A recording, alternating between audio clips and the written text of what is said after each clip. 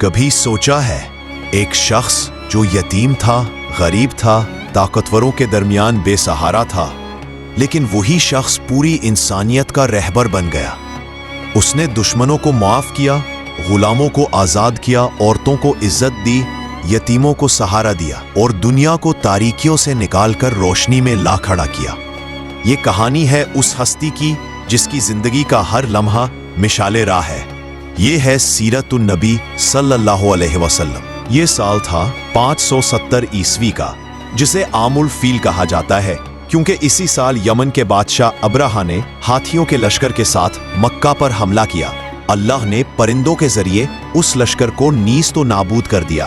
اسی سال مکہ میں آمنہ کے گھر ایک بچے کی پیدائش ہوئی۔ اس بچے کا نام رکھا گیا محمد صلی اللہ علیہ وسلم۔ آپ کے والد حضرت عبداللہ پہلے ہی وفات پا چکے تھے۔ چند ہی سالوں میں والدہ بھی دنیا سے رخصت ہو گئیں۔ آپ یتیم ہو گئے۔ دادا عبد المطلب اور پھر چچا ابو طالب نے پرورش کی۔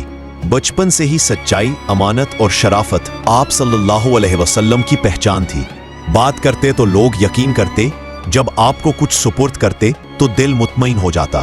لوگ آپ کو الصادق اور الامین کہنے لگے۔ جوانی میں آپ صلی اللہ علیہ وسلم نے بکریاں چرائیں، پھر تجارت شروع کی۔ آپ کی دیانت اور شرافت نے سب کو متاثر کیا۔ مکہ کی اخلاق اور امانت داری کو دیکھا تو آپ کو اپنی تجارت سونپ دی۔ آپ نے ایمانداری کے ساتھ کاروبار کیا اور دوگنا منافع کمایا۔ انہی اوصاف کو دیکھ کر حضرت خدیجہ نے آپ کو نکاح کی پیشکش کی۔ یہ نکاح ایک خوشگوار زندگی کا آغاز تھا، لیکن یہ صرف ایک گھریلو زندگی نہ تھی، بلکہ آنے والی تاریخ کا عظیم موڑ تھا۔ آپ صلی اللہ علیہ وسلم کا دل دنیاوی میل جول سے الگ ہو جاتا۔ آپ کو تنہائی پسند آنے لگی۔ اکثر غار حرا میں جا کر غور و فکر کرتے۔ ایک رات جب آپ غور و فکر میں تھے تو اچانک ایک فرشتہ آپ کے سامنے آیا۔ یہ حضرت جبرائیل تھے۔ انہوں نے کہا، اقرا، یعنی پڑھو۔ آپ صلی اللہ علیہ وسلم گھبرا گئے۔ یہ پہلی وحی تھی جو روشنی کا آغاز تھی۔ اس کے بعد آپ صلی اللہ علیہ وسلم نے دعوت اسلام کا آغاز کیا۔ سب سے پہلے اپنے گھر والوں، پھر قریبی دوستوں کو اسلام کی طرف بلایا۔ حضرت علی، حضرت ابو بکر اور حضرت خدیجہ ایمان لانے والوں میں سب سے پہلے تھے۔ اسلام پھیلنے لگا تو مکہ کے سردار خوف زدہ ہو گئے۔ انہوں نے ظلم و ستم شروع کر دیا۔ حضرت بلال کو دہکتے پتھروں پر لٹایا گیا۔ کمزور مسلمانوں پر تشدد ہوا، لیکن وہ اپنے ایمان پر ڈٹے رہے۔ مسلمانوں پر 3 سال تک شعبہ ابی طالب میں بائیکاٹ کیا گیا۔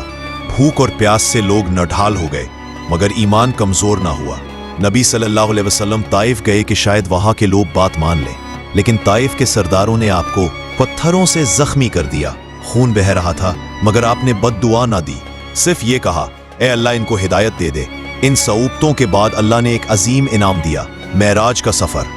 آپ کو آسمانوں کی سیر کرائی گئی، جنت و دوزخ دکھائے گئے اور امت کے لیے نماز کا تحفہ ملا۔ بالآخر ہجرت کا حکم ملا۔ مسلمان مدینہ ہجرت کر گئے۔ وہاں پہلی اسلامی ریاست قائم ہوئی۔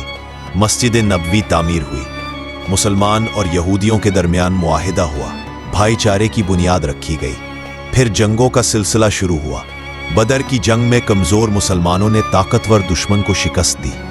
احد کی جنگ میں آزمائش آئی، لیکن امت نے صبر کیا۔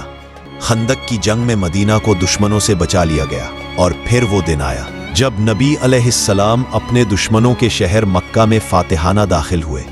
لیکن آپ علیہ السلام نے انتقام نہ لیا، بلکہ فرمایا، آج تم پر کوئی گرفت نہیں، جاؤ تم سب آزاد ہو۔ یہ دنیا کی سب سے بڑی معافی تھی۔ حیات طیبہ کے آخری حصے میں آپ نے حجۃ الوداع کیا۔ اس موقع پر آپ نے ایک خطبہ دیا جو انسانیت کا سب سے بڑا منشور ہے۔ اس میں فرمایا، اے لوگو، تمہارا خون، تمہارا مال اور تمہاری عزت ایک دوسرے پر حرام ہے۔ سب انسان آدم کی اولاد ہے۔